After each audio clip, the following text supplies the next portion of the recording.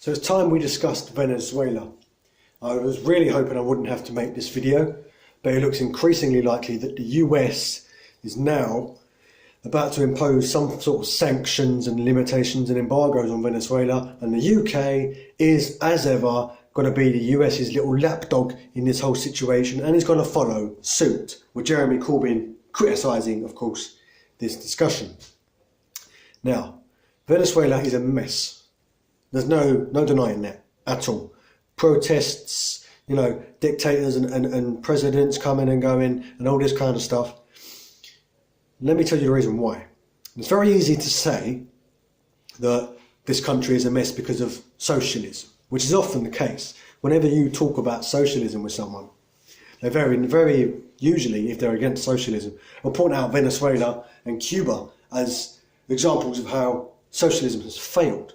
What they fail, of course, to realise is that Scandinavia, Norway and Sweden and Finland all have very viable democratic socialist policies in place and principle. And those countries are doing very well under what you could say was socialism. Now, these countries, Venezuela, Cuba, etc., they're all in Latin America or Spanish America. And historically, if you go back through history, look at how America deals with nations that it doesn't agree with. Ideologically, if America does not agree with a country or a state, it will never ever play ball. It will never ever sort things out diplomatically or by speaking or by dialogue. Never ever. It will always, and I mean always, go back through history, I guarantee you 9 times out of 10, always will undermine this state, even if it's a democratically elected state. Now, America and the West are worldwide proponents of this free vote, democracy, everyone gets a vote, countries should choose their own leaders, etc.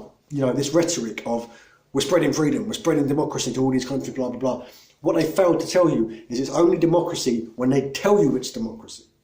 They go to these countries, they claim to be setting up free and fair elections. Most of the time they do. They set up a free and fair election, or as free and fair as it can be in that given situation.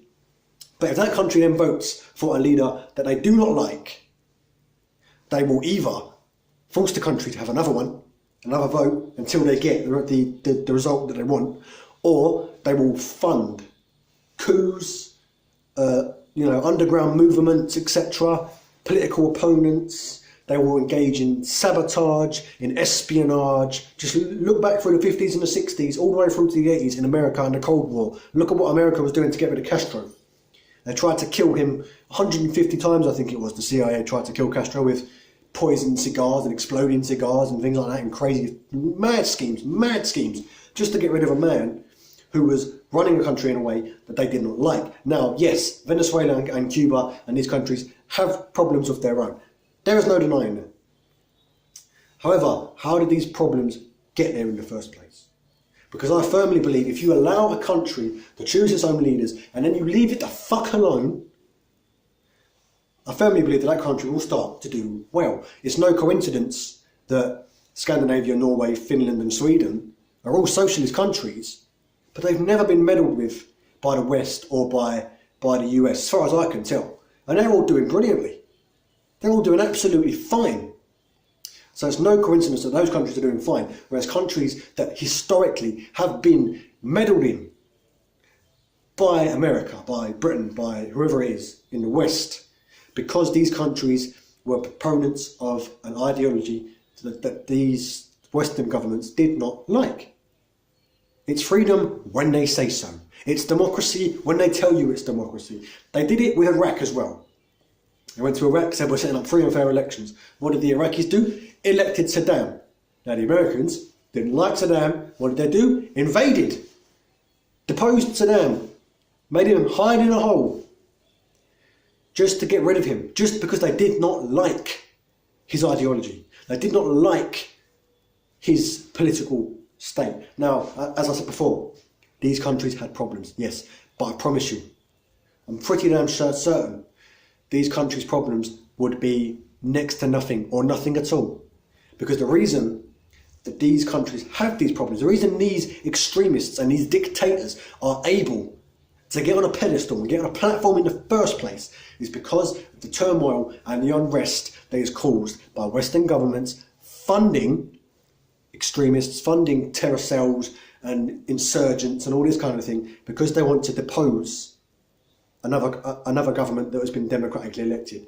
Or they come to power on platforms because there's no food, because there's no water or electricity or infrastructure, because the Americans and the West are blockading this country, this particular country, because the West are denying this country this, that and the other, because of who's in charge, because of this country's ideology. Now the West needs to wake up and start engaging in dialogue with countries around the world. Cuba, in fact, has got world-class healthcare, not education, world-class healthcare. They will provide to their citizens free healthcare training through college and university.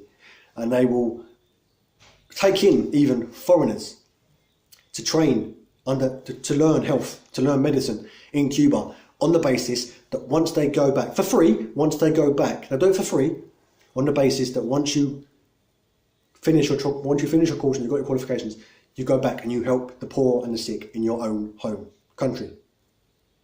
Cuba has arguably one of the best healthcare systems on the planet. Now, Richard Branson, for all his faults, even wrote an article about this, and he wrote an article about the embargo of Cuba by the West and by the Americans in particular. And he said America is losing out on many, many benefits that Cuba could give them in terms of medicine because of this stupid embargo that they've got, all because they don't like the ideology.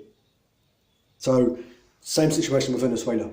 The Americans in the West are interfering, getting involved, meddling, funding insurgent groups and all this kind of stuff, and trying to fund coups and back. Just look through the history, man.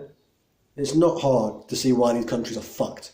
If these countries were left well the fuck alone when they first started establishing themselves, excuse me, when they first started establishing themselves, they'd be doing well right now.